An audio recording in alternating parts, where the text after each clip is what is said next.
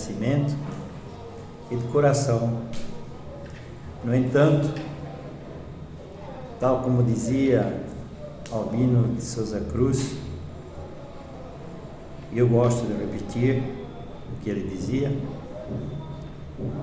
era muito interessante. Ele demonstrava o quanto era grande seu amor pelo Brasil. Dizia ele: duas pátrias eu tenho, cada qual a mais bela. Meu amor a esta aumenta o amor àquela.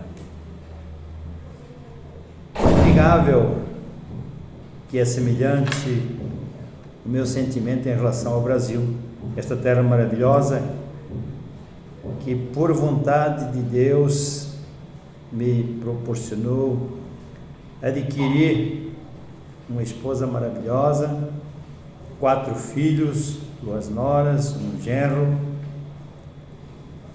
fantásticos, possuidores de qualidades tais que toda pessoa de bem deseja. Como se não bastasse, aprove a Deus conceder-me o privilégio gigantesco de afagar 7 netinhos que fazem nossos dias, meses, anos infinitamente alegres. Bens materiais também, até isso, com a ajuda de Deus, alcançamos, e claro, com o esforço de todos nós. Meu nome, Manuel Antônio Pinto,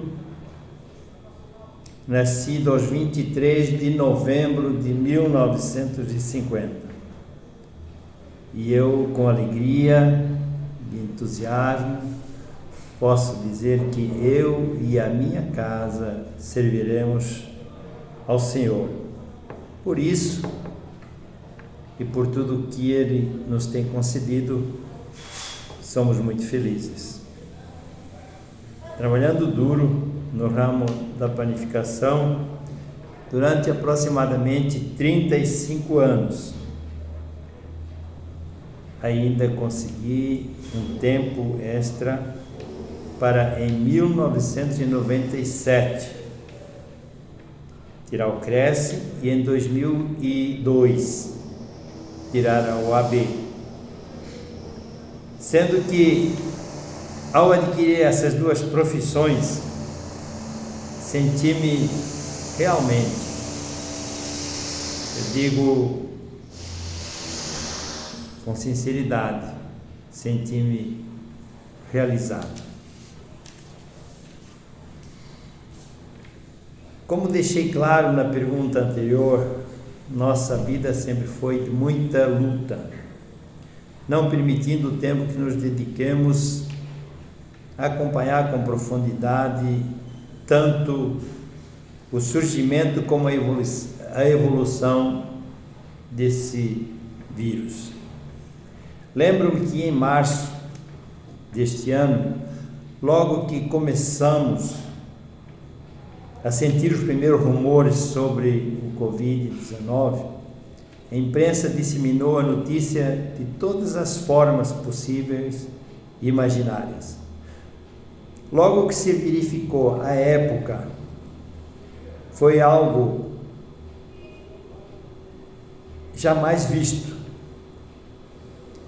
Que se verificou a época, foi impressionante. Foi sentido em nossos dias de vida um pânico inexplicável. Foi simplesmente assustador e digo, para mim, muito mais devido à forma como noticiado, mas pela forma em como nos foi transmitida a notícia do que pelos efeitos sentidos. A imprensa, principalmente a grande mídia, utilizou a pandemia para vender comerciais, para vender a sua mercadoria, que é a publicidade. Infelizmente, eu creio que exageraram na dose.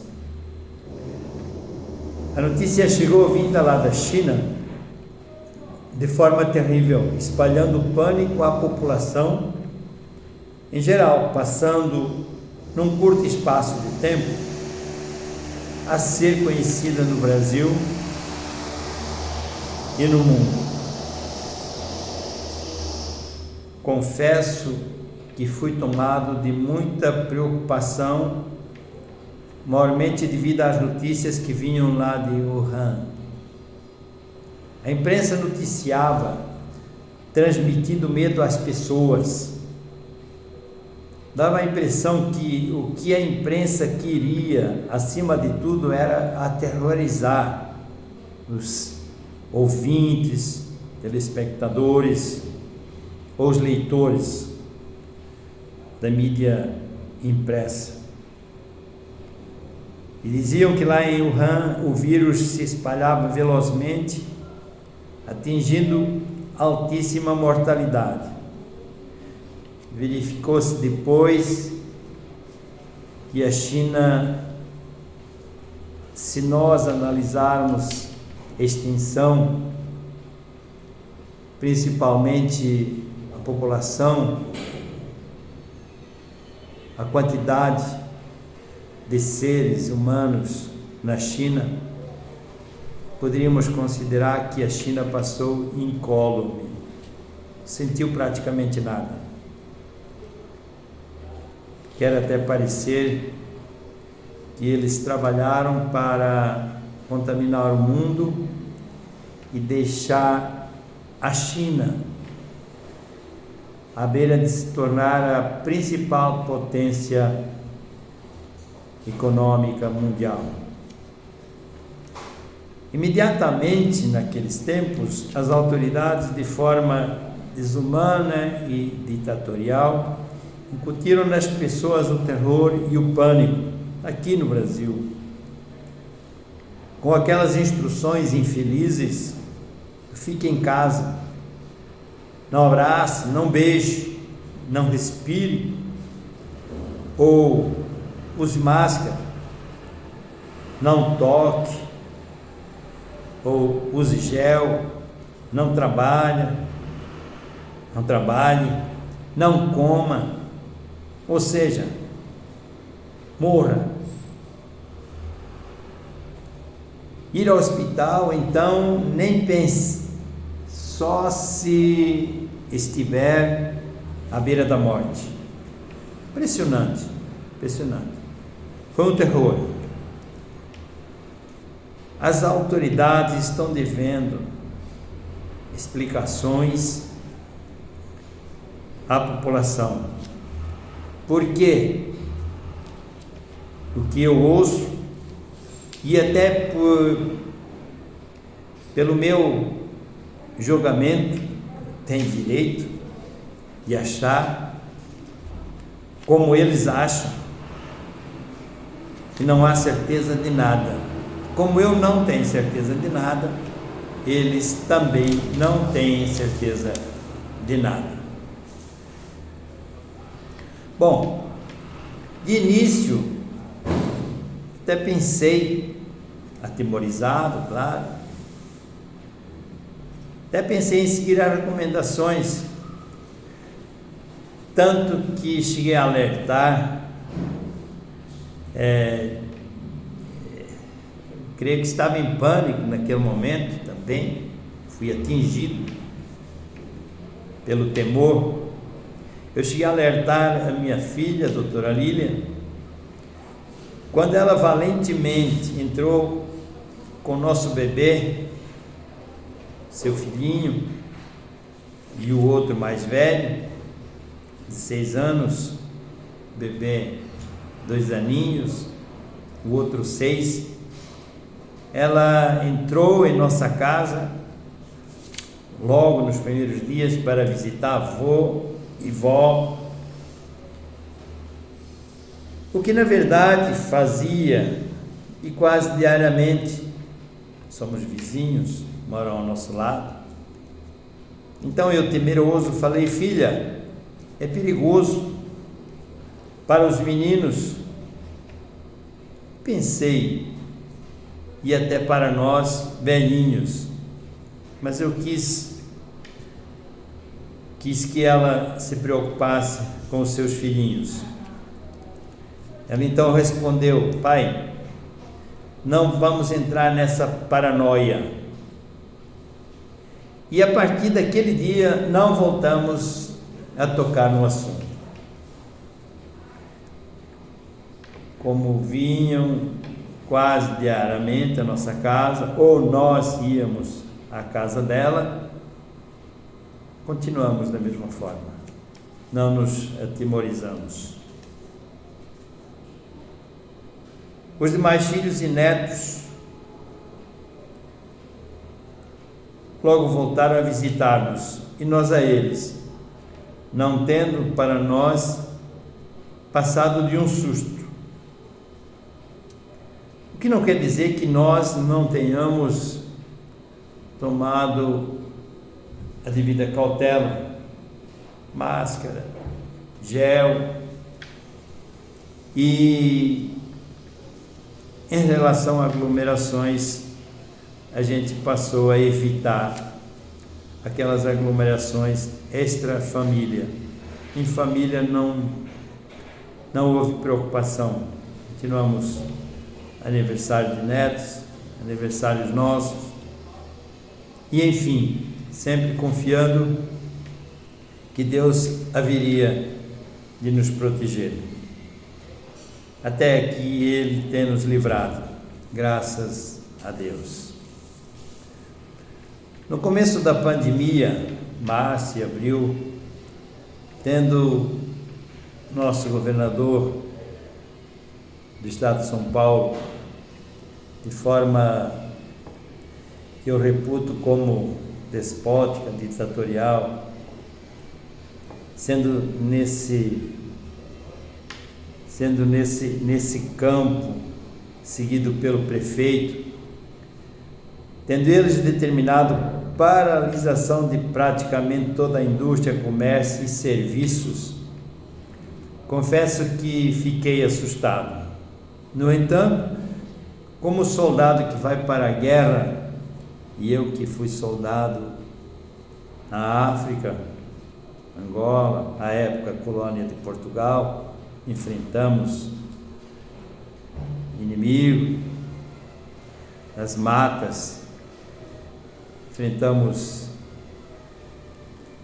interessante que enfrentamos uma peste bem semelhante a essa pandemia, que é a malária, que nós lá chamávamos de paludismo.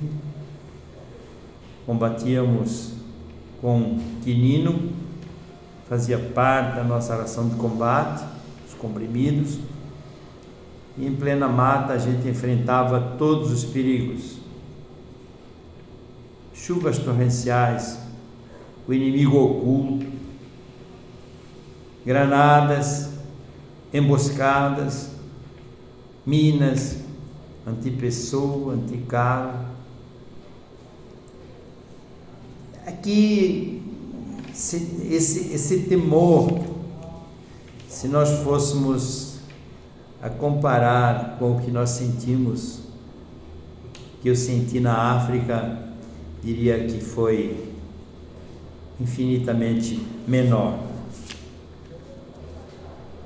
Diminuímos, claro, o ritmo do nosso trabalho, mas não paramos nossos serviços. Como empresa familiar e engajados de forma solidária, comparecíamos à empresa de forma alternada, nunca deixando nossos clientes sem atendimento, principalmente online. Claro que fazíamos o possível para evitar o atendimento presencial. Digo que dessa forma estamos sobrevivendo, graças a Deus, é Ele que nos dá força, é Ele que nos protege. Então, graças a Ele e a nossa união. Essa fase amarela que esses governantes, repito, autoritários, governador, prefeitos, essa autoridade que não dá para entender como eles exageram em demonstrar autoridade. Se eles se esforçassem para servir o povo, para ajudar a nação da mesma forma com que se esmeram em demonstrar autoridade, o Brasil seria uma maravilha. O Brasil é maravilhoso, tem uma população maravilhosa também, mas as nossas autoridades ficam a dever no seu empenho, na sua demonstração de solidariedade com essa nação chamada Brasil. Eles impingem, esses governadores e prefeitos e demais autoridades, o que eles forçam o povo a obedecer nessas leis, que eu reputo como intoleráveis. É algo absurdo. Mas mesmo assim enfrentaremos com o mesmo denodo e coragem, como fizemos até aqui. Claro que tomando precauções, sempre os cuidados necessários para não infringir a lei. Afinal, as leis devem ser cumpridas, e principalmente nós que sabemos, conhecemos e aprendemos a interpretá-las.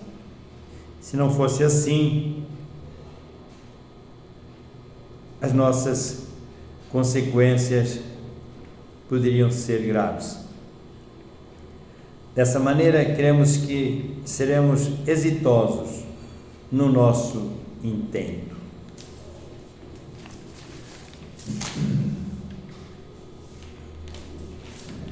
Recordo-me que, via de regra, o nascimento do ano novo, nascimento de um novo ano, é sempre alvissareiro, há sempre uma esperança nova, um entusiasmo novo. Parece que há um novo clima no ar, clima positivo, esperançoso e otimista, faz com que nos tornemos mais corajosos e até mais investidores, e por vezes querendo até empreender em alguma aventura, que é isso que se sente na virada do ano, no começo do ano novo. Sempre vem aquele clima, aquele sentimento positivo. Esse ano vai ser melhor, esse ano nós vamos avançar um pouco mais. E eu creio que isso sempre é muito bom, sempre nos traz um aumento de entusiasmo e de ânimo. Agora, considerando este ano de 2020 tão preocupante, negativo na economia, terrível na saúde, e nossos políticos e autoridades, principalmente o Supremo, impedindo o governo federal de governar, há uma expectativa otimista para um ano que logo se inicia.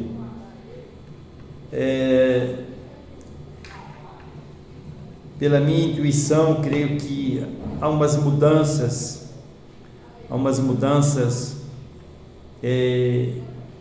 que já começam a sentir-se, tanto no governo como até no Supremo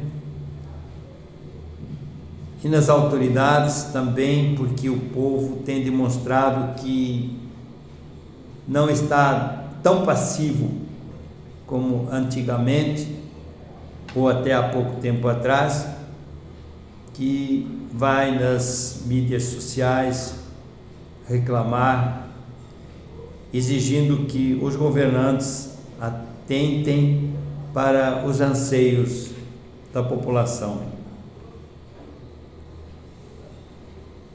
E eu creio assim, porque dentro em breve teremos vacinas, os políticos permitirão ao presidente avançar com as reformas e alavancar a economia. E as duas, se Deus quiser, nossa coragem permanecerá intocada e Ele, Deus, nos dará saúde para continuar a empreender. Pensando sempre que, acima de tudo, Deus na nossa vida, família e trabalho, com honestidade e vontade de continuar empreendendo, sabendo que seremos recompensados.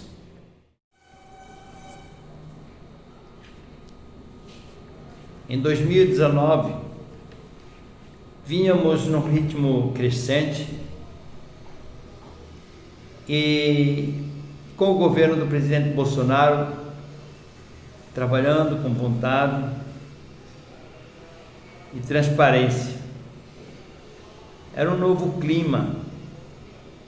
Nós sentimos diminuir a corrupção e percebeu-se que os políticos, não poucos, começaram a temer um pouco mais a justiça e até o rigor da lei, porque até ao início deste governo poderíamos falar que até o governo Temer, que a meu ver ele fez um governo bem melhor que o do PT e até do Fernando Henrique, não havia preocupação em cometer-se, como dizia a presidente Dilma, ou presidenta, como ela gostava de ser chamada. Os políticos não tinham preocupação em cometer malfeitos, cometer delitos, fraudes. Corrupção era algo que fazia parte do dia a dia da maior parte dos políticos. Estava institucionalizado.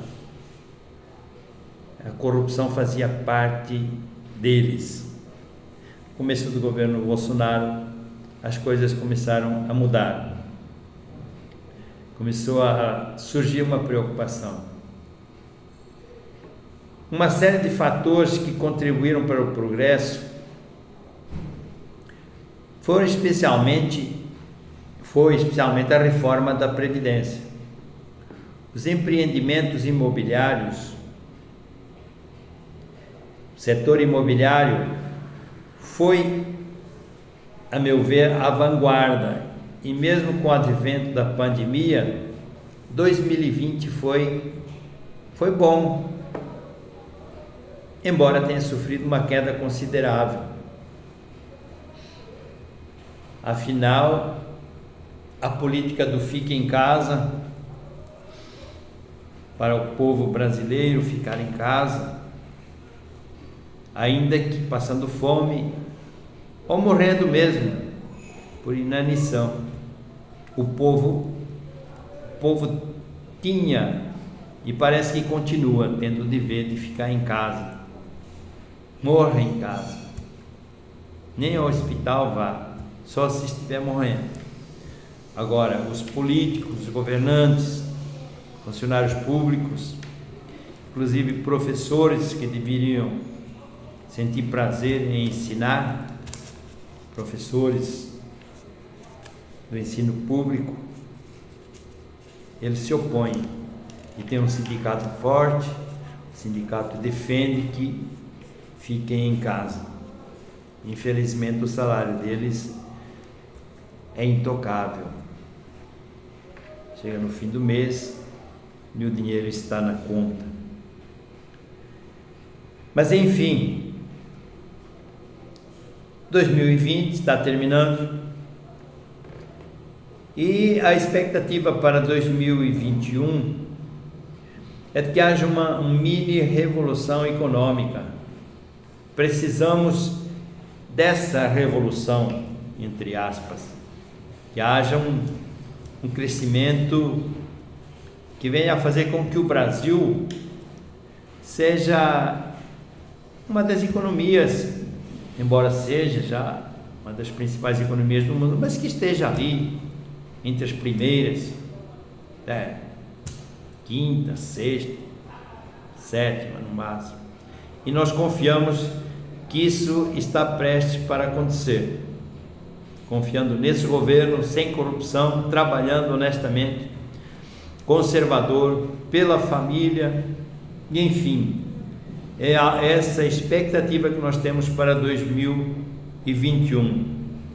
Vislumbram-se esses êxitos nas reformas necessárias, trabalhista, administrativa e por aí fora. Sugere-se então que de forma corajosa nos lancemos a empreender, considerando que o dinheiro, com um novo e entusiasta método de governar do presidente Bolsonaro e seu ministro Paulo Guedes, deixou de ser rentável, tendo a impressão que hoje ter dinheiro no banco dá prejuízo, e em vez de render, nós temos que pagar pelo aluguel dos cofres nos bancos. Ainda como empreendedores do ramo imobiliário, devemos ousar ir à luta, buscar clientes, aprimorando nossas relações com locatários e locadores, tendo em mente sempre que é com esforço, coragem e determinação que se atinge o objetivo sonhado, a saber, vitória com o nosso esforço e, acima de tudo, com a ajuda de Deus.